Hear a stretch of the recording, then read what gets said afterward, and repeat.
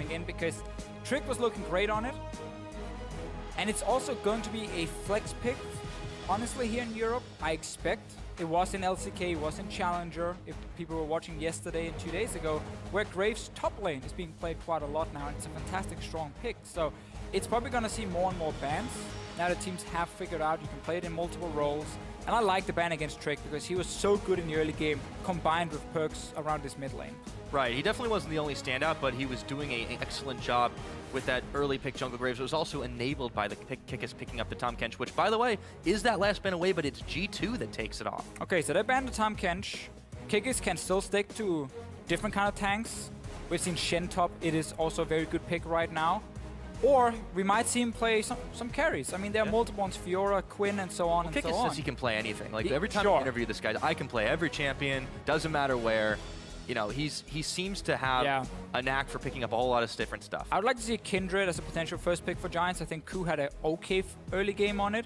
Last time, it is a strong pick. The only issue is that Trick will pick Lee Sin into it, and you can kick Kindred out of her ulti, and it's very effective. I don't really agree with this first pick. I don't think so much power stuff up, and they pick Braum. I don't think there's a lot of value in picking Braum. I don't even think he's among the best supports. Alistar is available. Thresh for a lot of these mechanically gifted supports is still there as well. I really don't think you have to pick Braum. Well, especially also because you're kind of telling G2 now that if they had planned to draft maybe a poke composition, we now have a good answer. But like, why would you show that as your first pick? Yeah, very curious. Not to see if they build something specifically around it, but they've left so many powerful choices up. This Elise that's been hovered by Trick. Fantastic pick. Very, very solid pick for them. The Fiora we talked about too. The Rise was left open. It looks like it's probably not going to be the choice. Lissandra, as they hovered earlier. Tons of power. All these things are up on the board, but G2 can only pick 2. So I like Elise the most. I think she's the best jungler right now out of all of them. And then it just depends on what Kikis wants to play top. Shen can be a flex pick for support, so I would prefer that over Fiora. And they also lock it in now. So you don't have to show straight away what Kikis is playing. And we know he can take a tank to the top lane, and Shen is perfectly fine for that. I wonder if Giants just wanted to pick Braum to not show anything. They wanted to see a few picks coming in, but then you lose a lot of value by being on blue side if your first pick is not a power pick, you know, where you really can smash through in this pick and ban phase. And with your bans, you set up this really, really important pick. Braum is never going to be that in this meta here.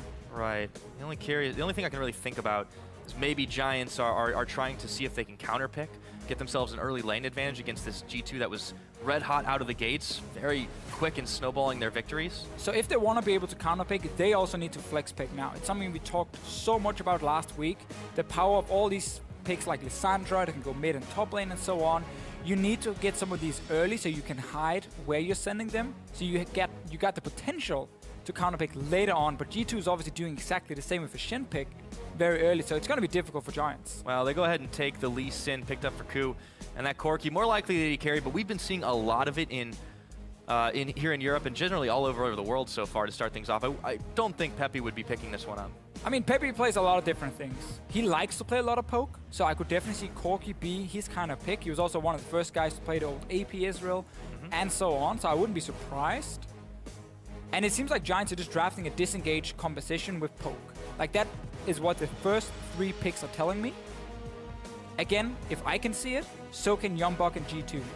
And they're basically saying, okay, look, these guys here, they have some poke in there, they have some good disengage. We can either run pure split push against it, and the poke never gets to group up and really do anything. We can start picking some hard engage maybe with our last pick, and so on. And this just gives you very good answers against poke, because now you can either throw in the Thresh as one of your main engages. Or throw in the Kalista. You can throw in the Kalista, I guess. You got the Flash Torn from a Shen. You have potential to split push already, and you got very good lanes and good early game. Elise combined with Thresh, Kalista still one of the best 2v2 lanes. Very difficult for a Corki Braum lane to deal with, and therefore you force Giants potentially into a lane swap already. Yeah, not only that, they're playing to some strengths that they showed last week. Emperor had a monster game on Kalista, 7-1 and 8 in that victory, and Giants are going to have some work cut out for them if they want to stop it. I mean, the spot lane of Emperor and Hybrid has been very strong. Hybrid has also been impressing with his early roams, and I'm curious to see if he continues that trend out of the gates against Giants to get the early vision secured. He was definitely one of the supports we looked at coming into the split, saying this guy has a lot of potential, you know, a lot of hype. That word came around a lot, didn't it? Sure, potential was used quite a lot. And honestly, he showed it last week. He had some great roams. great synergy together with the rest of the lineup. There was like one missed call between him and his AD carry, and that was about it in the 2 games. So I was very happy to see that performance from Hybrid, and it was good to see some of the hype be justified.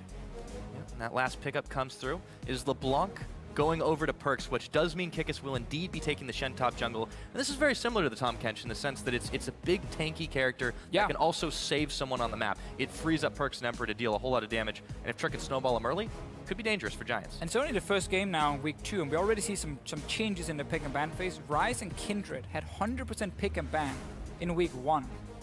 Not picked, not banned, in this specific match here. Obviously, Ryze honestly became a bit of a trap pick because, again, the wave clear wasn't always there unless he had his ulti, a little bit slow scaling at least towards the mid game, and he had issues. So we see some different things. Giants didn't get a whole lot of counter picks coming in, and also PerkZ are very happy taking his skill matchup very clear in the mid lane. Oh yeah. A skill matchup that I favor towards LeBlanc, especially pre-level 6, because you have distortion, you have the mobility, so you can decide the trades. Ahri has to sit back, and if she ever wants to trade with you, after level 6, she has to use ulti on it. LeBlanc can just continue to jump in and be annoying. That is very true, but you can never count xPePii out. True. But what do you guys think on Twitter? Send us your predictions for this matchup at LOL Esports is the place. Hashtag GIA win or hashtag G2 win. Will they pick up their win number 3, or will Giants get themselves on the board? We'll have to find out here in Berlin. We are getting onto the Rift for the start of week number 2 this spring. Really want to see what Giants can do with this comp here. They have a lot of damage coming in. Ahri, Lissandra, so on, Corki. Great mid-game for this team. But we have seen that before. And the problem for Giants weren't really the compositions. It was more executing them. Speaking of execution. Fancy. Summoner's Rift in all its glory from a bird's eye view as we zoom over to the red side of the map, where we see G2 coming out of the gates. And now we're back into it. Giants going a little farther forward early on. They do manage to clear out the ward from G2 early on and see if they can get some deep vision here. Perhaps looking for the lane swap. Hey, we talked about it in the lane swap, in the champ select, how Kalista Thresh is still such a fantastic 2v2 lane. And Giants also, both Adryh and GODFRED, are not known as like great laners. So I can definitely see how Giants would respect that 2v2 and say we might have to dodge around it. Shen is doing okay in lane swaps himself, though. He doesn't necessarily need the one-on-one lane against Lissandra, where he will be pushed down to his tower over and over and over anyway. Giants throw down some serious deep wards here and they back off. There were a couple traded by G2 in the bottom side. Typical standard stuff, but you see Kikis hanging around way past that. In the top side, looks like he has no intention of leaving his Hybrid and Emperor already down to help the Gromp.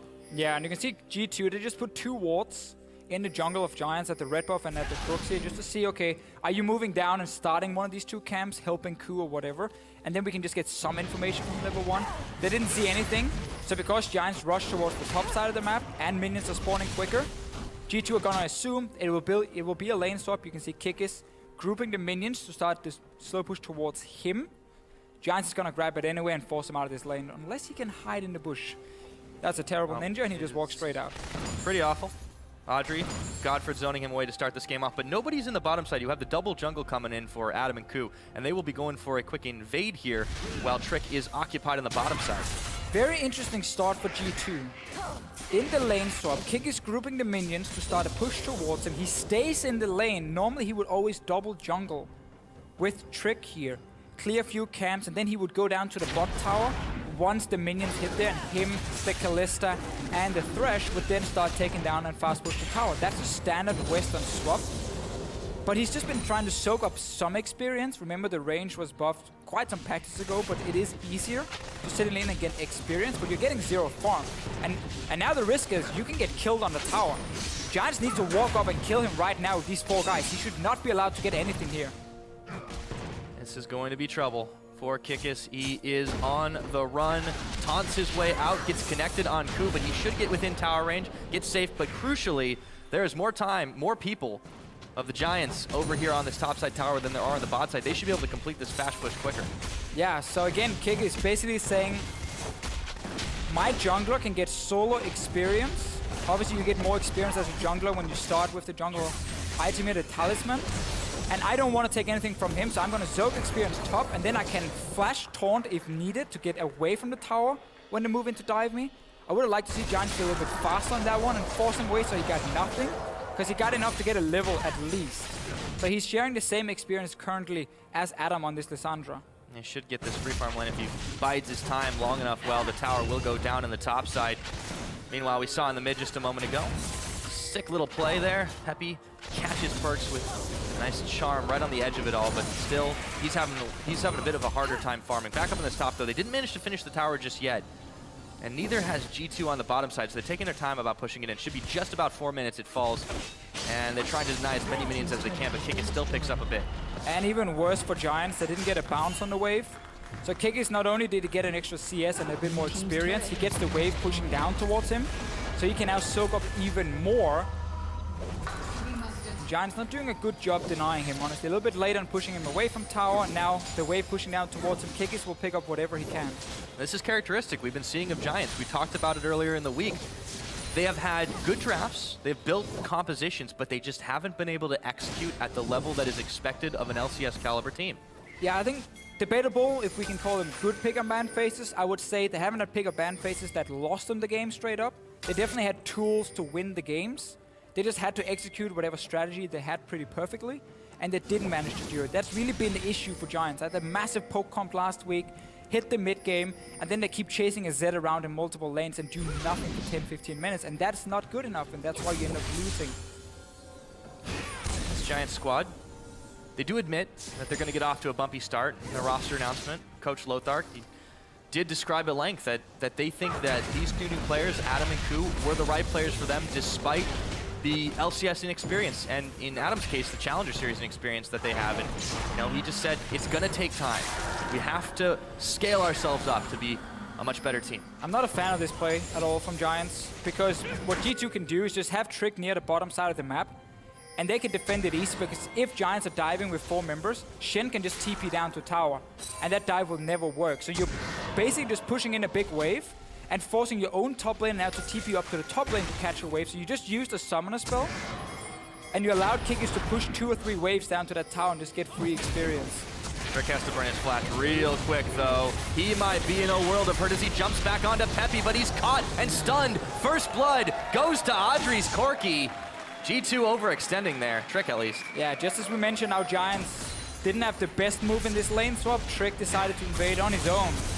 Wow. Goodbye. Pirate, this is a bit what we mentioned, how LeBlanc can always force the fight to see bot lane. Adryh's gotta jump his way away. GODFRED's in front of him, unbreakable. No tower to fall back to, though, as he sends the Foss Bomb. Emperor and Hybrid zone them out of lane.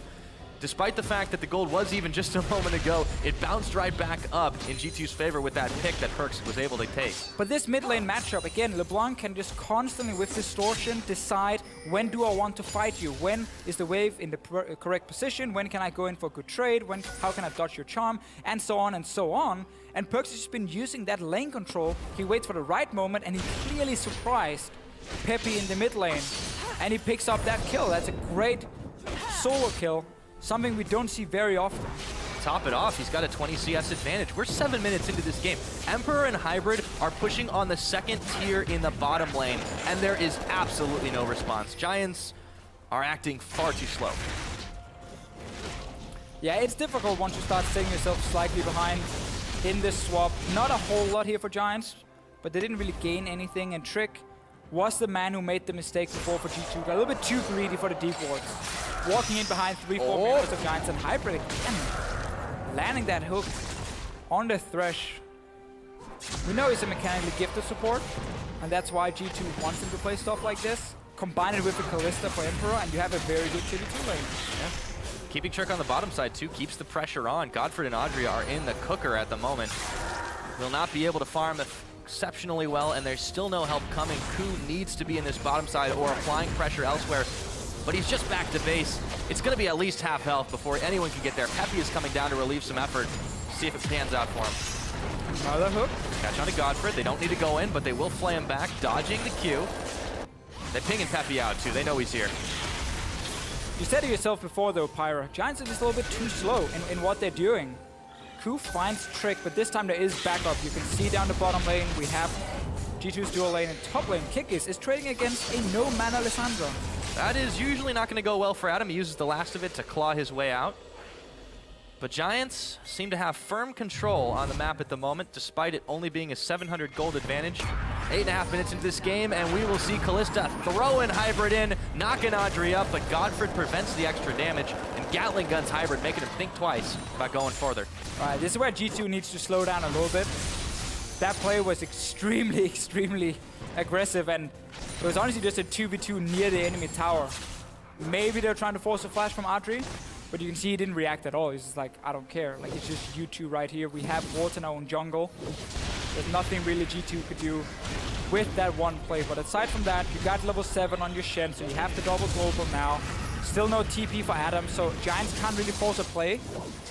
When there's a global advantage for the enemy team, that's always the issue. It's why we so often see focus on these top laners, because once you have that lead, you can use that global to your advantage. Ku, however, he's here to gank Kikis. Kikis has already blown his flash and his taunt, and Ku kicks him right back in. Adam frozen tombs him. Kikis still burning away. Who will they give the kill to? It's Adam. Picks up his first of the game. Nice little sneaky move here from Ku, invading into the jungle of G2, despite the bot lane were pushed down so heavily to the tier 2 tower. I think he surprised Kikis and G2 right there. They were not expecting him to sit behind them. Kikis thought he could take another wave and then recall. Oh boy. Down from xPePii. Did manage to land the charm, so he traded fairly even, but xPePii has had a hell of a time, still sitting 20 CS back, and the early magic resist pickup for PerkZ has certainly helped out. Hybrid's waiting in this brush, though, for xPePii to step too far. And when you have these very explosive lanes, you just constantly see trading. Charms again. And also you see items like Abyssal Scepter coming in as the first one, because you want that extra damage, but you also want the magic resistance against each other. It does delay the Frost Queen's claim, but then again, you can just get it as a second item, and it's still fine to pick off targets, because right now it's about the laning phase, and they're both building towards it. Well, xPePii has called in some backup. GODFRED standing in the back, actually, as Adryh was solo on the bottom side to pick some farm up, but he runs smack into Hybrid and Emperor, and he has to get out of there. Falk his way out of the chains, or rather the death sentence. And we can just see again G2. They send Shen back to top lane. For them, that's almost a dead lane. It's just Shen sitting and clearing the wave. He's going to do nothing else. He's not going to be aggressive or anything. It's all about playing around Hybrid Emperor, who's winning the 2v2 lane bot lane. It's about playing around PerkZ, who's winning the mid lane. This current meta, if you want to break it down very, very simple, always aim to have 2 winning lanes, and then you can control the map, because it means you can pick a jungle side and you can always invade into that side, place your pink wards, place your deep wards, and then you can see what happens. But this is a good move from Giants. Aggressive moves, and they're about to be a 4v3. If Emperor even lives that long, burning down along with Trick, repels up, Godfred's in there. xPePii takes out Emperor, but now Godfred uses the last of his life to just narrowly escape as he gets the knockup, and Kikis comes in too late. Adam will take down Trick. Kikis not quite connected by the Lee Sin Q, and they trade a whopping 1 for 3. Giants in the lead now. I really like the play here from Giants. They realize we have to do something. 2 lanes are losing. They're going to take out towers. We're not really getting anything. You use the Lissandra TP to flank. At the same time, PerkZ were recalling. That means the rest of G2, oh, Kikis. Even more. Well. So basically, when you want to keep that pressure in 2 lanes, if one guy wants to go back to base, everyone has to back away. Because then you don't have pressure in 2 lanes anymore, because PerkZ were recalling mid. That meant Giants could force a play on the bot side and be 5 versus 4. And they didn't have to fear anything. So G2 should simply just have backed away as soon as PerkZ wanted to recall. We missed this one before, the Keystone Masteries for everyone at home. Shiny new graphics. Shiny new graphic. We're going to see some AD carries with the Fervor Battle. Very strong right now for AD carries. The League of Thunderlords, and you'll see why in a minute as Hybrid is gonna get popped by a rocket. Adryh picks up a spree kill, 3-0-2 on this Corki, and that means it's Dragon time, boys. It's another good move from Giants, and the one mistake we saw from G2 last week was once they had a small lead in a lane, they tend to be a little bit too aggressive in trying to push that lead. So when they didn't have a teleport last week against Rocket, they still went for 5v4, they lost it, and they fell behind. Here, PerkZ are recalling in the mid lane before, they kept pushing bot lane, and they got ganked. 5 versus 4 again, PerkZ jumping in, and that is why LeBlanc wave clear against people who are sieging on you is so risky. talked about Giants building towards a poke composition, but the way they rounded it out has certainly given them some harder engage, and it's worked wonders here as G2 have overextended. Still plenty of time for G2 to get back into this game, but for the moment, Giants have a power play available to them, and they are looking to make the most of it. It looked pretty bad for Giants before. 2 winning lanes for G2, and then that mistake. Suddenly you slip up. Giants gets a great opportunity to have good engage here. Lissandra teleports for flanks. We know the Lissandra players in Europe are fantastic. They can set up these kicks so effectively. We saw GIA do it last week. We've seen Shook do it, and so on and so on. Ku is another one of these young junglers coming in with insane mechanics who all master Lissandra. EU supports will take the Thresh. Junglers will take Lissandra, and so on and so on. Hook narrowly misses onto Adam, but now he knows there's double, maybe triple pressure on the top side. Won't be able to clear too much of this wave away before Emperor gets his hands on this tower. Giants ping, or rather, G2 pings out as they see the duo lane coming down up the top side. PerkZ is going to back away as well. G2 seem to have learned their lesson here, but they still are bleeding a little bit. Down 1,500 gold as Trick gets charmed, but he's out. Yeah, that's the big problem for G2. Now they've lost the tower. That pressure they had before has kind of been slowed down with Giants picking up so many kills. And Giants are just waiting for Adam to get his teleport back up, put him in the side lane and look for another pick, because again, we mentioned earlier how much burst they have. Shen and his shield in a normal situation against like fairly slow DPS will almost always work, and he will get there in time, he will join the fight. Against Ahri, Corki, Lissandra, even Elise kick, the burst he has early game with Warrior Enchant, that's enough to burst through the shield of Shen. He might not even be able to join the fight because he just instant kill that one target. That's going to make it difficult for Kikis when he's sitting there split pushing. He gives you that false sense of security. Oh, we have Shen, don't worry. And then you just die in a second because you take like 2 million damage basically, and Shen could do anything. Not only that, but they've been able to gank the teleport, taking Kikis out in his comfort zone. Take a look at Trick. Stats for him last week were absolutely insane. That's what earned him the MVP award, but this game has just not been anywhere near as good. 0-2-2 to start this off on this Elise, and not for not trying, but Giants have been able to stop him in his tracks. He had that mistake in the early game in the lane stop where he decided to invade in alone to put deep wards, and Giants collapsed and killed him.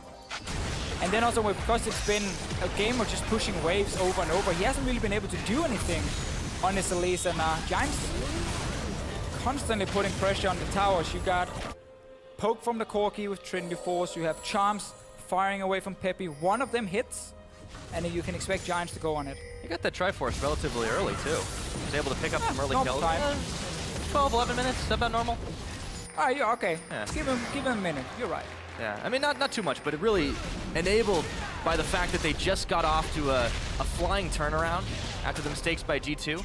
Giants, who will pull the Rift Herald out, but it might be a slow pick on this one. He's going to need some help from xPePii to finish it off. Nonetheless, they take out that tower in mid, so 2-1 is that score. See who they give this over to. I wouldn't be surprised if it's xPePii. And we just see how quickly the game can change. Because G2 and their comp here, it looked really, really good. Winning mid lane, winning bot lane, you know, pressure these lanes here. So we didn't really have to highlight, oh, okay, the wave clear in this lineup is super, super weak. Like, it's a LeBlanc jumping in with Distortion, or it's a Hurricane Kalista later on. That wave clear doesn't work when people are sieging on your towers. It's too risky, you need too many hits to really do anything with it. But because they were winning lanes, which is what they picked for, it was okay in the start. But once you then start making the mistakes, your comp just start looking so bad, because your team can just start grouping on your towers, and you can't do anything. You have to force a fight. We're gonna need to see Hybrid get thrown in there with the Shen ulti on for G2 to force these fights. They cannot make more mistakes, because then they fall too far behind. You're absolutely right. And at the moment, you can see them still trying to make picks, but Adryh's just way too slippery. That close call a minute ago, he just saves and waits on that Valkyrie. He knows he can get out of harm's way. He hasn't really had to burn his flash for much this game. G2 will find a moment to grab a tower up in top, so they will even that score, but not for long, because Giants are able to do the same thing on the bottom side. And now they can send xPePii back. He's got a slightly quicker recall with the mini Baron buff. And they can push on this bottom turret, and it looks like it will be a trade continuing, but PerkZ is also unopposed in the mid, at least until Ku comes around. But this is a Giants team who were in the advantage, or had the advantage. They had the map control. they could siege pretty effectively on G2 or pressure them on the towers. So trading is not the greatest, especially not because the mid lane was left completely open. The Giants getting too greedy for the bot lane tower. Let's see what the package can do. And they spends it, but the spider comes up, the spider goes down, Emperor throws hybrid in, they get a flayback, and Adryh gets shut down. Emperor picks up his first kill of the game and a nice chunk of change in his pocket. Story for Giants in the first week of the LCS continues in the second week. We see some good plays. We can praise it. And then the mistakes start happening. So often it comes down to the shot calling of this team. If you want to invest 5 members on the bottom side here, you need to make sure your other lanes are pushed out. G2 were already pushing mid lane and top lane by the time Giants showed up bot. So they lose 2 towers for it. Then they panic a little bit and say, we gotta make up for it. We gotta get some gold back. And Adryh goes in on his own on the top side. His team couldn't follow because of the package. And that was the side G2 just had every single member on. They'd just taken the top tower. So obviously they just returned. They're like, oh, okay. He's chasing us 1v4 basically. And they pick up a free kill. These are the mistakes Giants are constantly gonna look at in these VOD reviews when they go home after the games and be like, here and here and here, we make some clear mistakes. I want to see this team, if they can manage to fix it, if they can improve the macro strategy, the shot calling, because I think they have some good individual players who can make some of these big plays. It just always seems to fall flat when then the shot calling fails and these mistakes happen. Some of the same problems we noticed for them last year. They did make improvements, this Giants squad, in the 2015 season. It was very slow. And we saw them finish as high as playoff contention. But this time around, they said, give us time. We will be a great team. Ku and Adam will step it up, but will it be now? GODFRED gets hooked on a line, and he sends them flying as they take down Hybrid. Trick is burning away. PerkZ is kicked into the team, and he's trying to distort his way out, but Ku takes him down. xPePii narrowly escapes, and the red buff is even in the mix as Kikis is fired down by Adryh, and in goes Ku. Double kill for Adryh, looking for 3. Emperor hops the wall. Will he go in? Yes, he does. Emperor's trying to escape for him. Crossbow doesn't connect. Adryh can't do it. He won't go forward. No ace this time. So honestly, I feel like we can say the same thing for G2. There's some good players in there that can make some big plays, but then sometimes the shot calling can also fall apart. Walking up the jungle here for G2. Emperor was sitting in the mid lane. He wasn't there in the start of the fight. The Giants had a great collapse. G2 could see them, multiple of them around. Let's see what happens now. They're chasing for Ku. Sends a kick onto Kikis. That was beautiful, by the way. He has a really quick speed buff. Ku just stopped the home guard instantly with that Sonic Wave here. That was very, very beautiful. It will, however, open up a window for G2 to start on this Baron. Can they take it in time? Teleport coming in for Adam. Racing to defend this, but Ku is back. They don't have the smite available to try and fight for this one. Can Adam interrupt? Chili Ghosts are out. Hybrid throws the box. Let's go in, man. He's gonna go in to try and make the play, but he's already getting chunked down. The chains are on him. Baron goes down, and so does Adam. Shut down, however, is given over to Kikis. Rather, that's the one that they were looking for, and insta-popped. Adryh goes in without nearly enough backup. G2 don't lose a man, and they've got a Baron buff. This is a crazy game. Where I feel like when we praise one team, the other one starts doing well. Then the other team starts doing something and the other team messes up and they keep like trading. Welcome to the caster curse, Officio. Keep just trading kills left and right, and then Giants gets a great team fight. They all recall and lose the Baron. Now Ku dies. Oh boy. As well. Hanging around a little longer. What's going on? I don't know, and xPePii, he's gonna try to answer back, but they got the Shen ultimate stand united. And G2 United will start pushing down this mid lane with the Baron empowerment. 4 members on as Trick goes back to base. Giants rushing to defend without their jungler now. It will be a 4-on-4 for the moment. Yeah, we got a lot of AP damage on the side of Giants. That's going to be very difficult for them. It means it's difficult for them to clear the wave here with the Baron buff minions as well and make the damage they can deal. Obviously, we just need a ban of command to make it impossible. Soon. Maybe later, who knows? We'll see. Not exactly building towards it, but anyway, there's a ton of magic damage on the side of Giants. We have Blockhead obviously from Trick early. That's gonna make the itemization fairly easy for G2. especially because Corki does so much magic damage at this point as well with the cooldown reduction build. Alright, let's see the fight. So there is vision on a lot of the members from Giants, and G2 get trapped in the jungle. You can see here Kalista joins very late, Ku as well, but he can kick in PerkZ and face plants into the wall. Honestly, just a super messy fight from G2 and Giants using the burst we talked about, the amount of CC. Pick a great fight. They get all the kills, but then they recall too late, allowing G2 to rush Baron with the Kalista, pick up the Baron, get another kill, and then return to base, and therefore keep the gold super even. So same story for Giants. Adryh manages to dodge the Chant of Kikis. Low tower here. This is a play-by-play game. No problem. Oh, it is. Oh, I love this, man. I know you're face palming, but I'm loving it. I just need to rewatch this game because I need to figure out exactly what's going on for both teams, because there's so many back and forth moves where it doesn't always seem planned. It just seems like, oh, enemies here, run towards them and just try and smack them down. So I've got a league that you can watch. It's called the LPL. It's very true. Right now, that's what it looks like. It's very, let's kill the enemy team as fast as we possibly can, but sometimes they are demanding the consequences. Now, that's not every single team in China. Let's not overgeneralize. Close to at the moment. But at the moment, it's starting to look like it. The difference, though. We would need more weird picks, though, Pyro. These picks are too standard. That is very true. Wouldn't see LeBlanc mid. We'd see Kindred instead. I like Kindred. Not too much as a mid laner. These teams apparently don't. Well, the thing about Kindred is when you early pick her, what teams, at least last week, got punished for was then the other team would pick Elise into it. And I was just like kick her out of her ulti, and it was very effective in team fights, and Kindred really then requires you to do well in the early game. Anyhow, yeah, we're gonna see more Kindred. She's still a fantastic pick, of course. It's not this game, but what I really want to know is in this particular game, obviously both teams have been making power plays and then making mistakes and letting the gold and the advantage swing back the other way. The longer this game goes, who has the advantage if that trend continues? Who comes out on top if all things are equal in terms of making mistakes? It's funny because both comps do extremely well in the mid game, but you gotta look at the side of Giants with the amount of magic damage. We talked about it before, how difficult that can be late on in the game. But I wouldn't, like, Kalista is not an insane late game carry. She needs like ton of time to stack these spears and get the rend damage, and you don't get that time against Lissandra and Lissandra and Ahri. Like, these things will blow you up instantly. So it's gonna be difficult for Kalista to be the big carry. I do like LeBlanc's late game still though. Give her level 16, it's a big spike for her in damage. And there's so many squishy members on the side of Giants to take down, which is why I think Giants could find themselves in a situation where PerkZ needs one pick, and then G2 can just push into the base. PerkZ definitely doing some fancy work with the distortions. You see him jump back and forth just so he could grab the lantern there.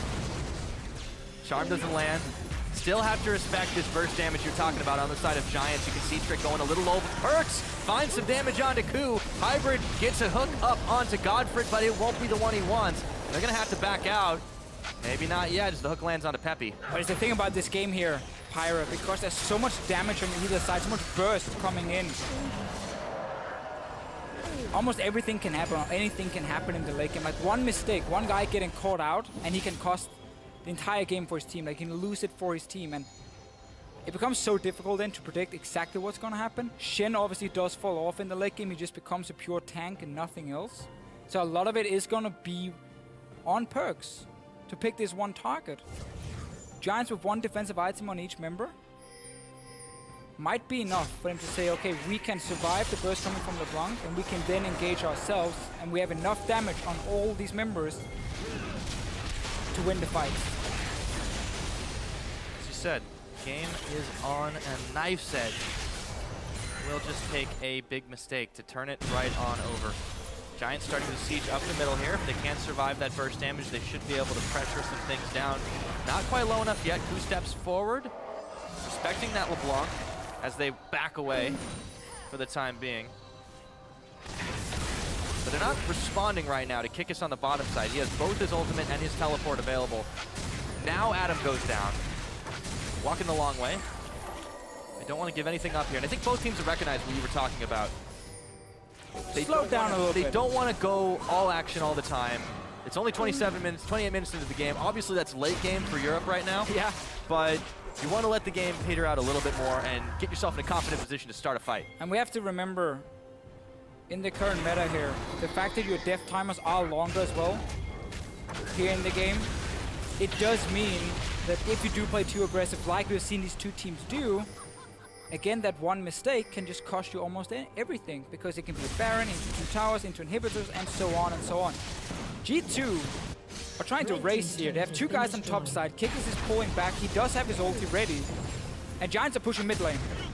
Yeah, 3 members rather on the mid. That's going to cost a teleport, and another one prompted as you see Kikis coming in, but immediately Ku goes in onto PerkZ, who backs right off. Inhibitor towers down. The inhibitor is soon to follow. Only Kikis and Hybrid are really there. PePii gets played back in, but he's going to back right on out. Hybrid low on health, so is Kikis. The inhibitor stands, and Hybrid gets a big knockup thrown in by the Kalista, but he's almost popped on the back half of it. PerkZ right in front, trying to take him out, but he only finds GODFRED. A worthy sacrifice, and they just get the inhibitor for him. Adryh, though, he's caught, he's down. That changes everything. 3-4-0, and an inhibitor.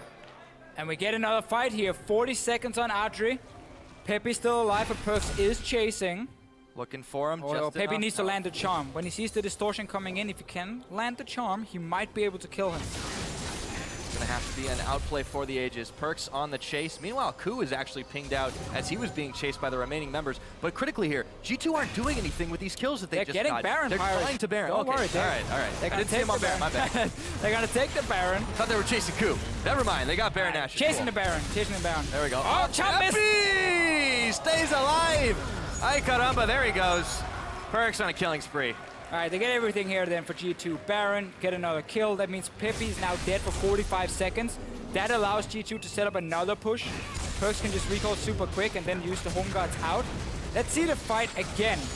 G2 with very strange base race at first against 5 guys, and then we get the big fight. Giant's not able to burst down anyone because he's onto Kikis. He can then ulti back on Hybrid, so everyone is still alive for G2. Second chain on GODFRED, that's another kill. The Emperor is gonna flash for PePii over in the bush here. And they catch on to Adryh, so just a very good chase from G2, and the fact they have a front line, Shen, Elise, and the Thresh taking the damage here, it allowed the 2 carries to do what they had to do, to get the kills. Ku just takes a massive chunk. PePii just comes back up. He'll have to base, or Ku rather will, as G2 are pushing in to try and answer the inhibitor. With Baron-empowered minions versus the super minions the Giants are bringing out of the gates. 4-1 push with Kikis on the bottom. No response to that just yet. Giants will need to do it in a hurry if they can force a fight. And with Baron empowerment on all these members, it may not be the easiest thing for them to do. Do you see the importance in having that front line though? If you can stand in front of the Ahri, force her to use the stuff on the Shen, on the Thresh, it just allows PerkZ and Emperor to deal the DPS. What G2 used in the last one. I also think Giants got a little bit rushed. They wanted the inhibitor down and take the fight at the same time, and didn't manage to balance it too well. Speaking of inhibitor, that turret is gone. This one could be soon. Super minions finished off by Emperor, but the rest of Giants are here. Not yet responding to Kikis. PerkZ goes in, PerkZ goes out. Now you see him, now you don't. Kikis has now once again rejoined his team. We're close enough to it, but he's immediately spotted. Tense moment here at the front gates of Giants Gaming. No Void Staff yet for PePii in the mid lane. Big issue when we just talked about how much magic resistance we see on the side of G2. I actually really like to get that in as a 3rd item on Ahri. And he's been delaying it. Currently he's sitting on only 200 gold, so he's not even close to getting it. He won't have it for the next fight. So his damage is greatly reduced. Lissandra late game damage as well starts falling off more and more. It becomes almost better to just go in with your claw and then ulti yourself. Adryh though, he's aiming for Kikis. Taunted up, but there is no backup, but there is a Stand United. Ku will kick him, and then he goes right back in. With the Baron empowerment, Kikis is trying to stay alive through it all. Meanwhile, G2, recognizing less people are at home, are trying to knock down the front door. Kikis is buying some time. PePii's not really able to do anything about this. He's running away. Kikis, he's still alive. Ku should be able to finish him, and he does, but still, in the middle. Trick PerkZ and Emperor still able to knock down some more in the middle. All right, so base is open now for G2. Kikis buying some time. I think he was just expecting it to be Adryh at first. Maybe joined by GODFRED or something, seeing as he decided to ulti away, didn't realize Ku was coming. Close, didn't get it, but again, he bought enough time. G2 gets inhibitor. And really, again, such a back and forth. Giants had the lead, then they lost it, then they got it back, now they lost it again. Can't wait to see the gold graph this game. That Baron power play, less effective than the last. You saw it pop up earlier, it's about 5,000 gold swing. For this one, still able to put themselves up ahead. You can see 4,000, almost 5. Separating Giants and G2 at the moment. 34 minutes on the clock as Adryh does not take that much damage, but xPePii is another story. Spirit rushing out, Emperor looking for him, finds the last hit, throws Hybrid in as insurance, and the chase is on. Teleport in, they melt through Adam, and now they look for the rest. Adryh and GODFRED in PerkZ sights, the chains will whiff.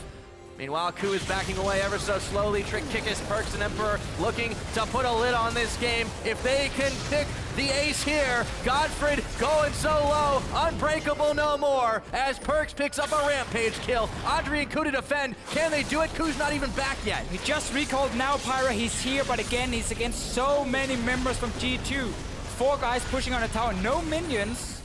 Second wave is coming now. They can move to the top side if they want as PerkZ should be. Wow, of course they're able to finish it now. Yep, Ku is gonna go down, nothing doing, melts through his health bar, double kill for the LeBlanc. PerkZ has come up massive this game, and he's distorted his way and G2's way to a big victory. G2, how about win 3?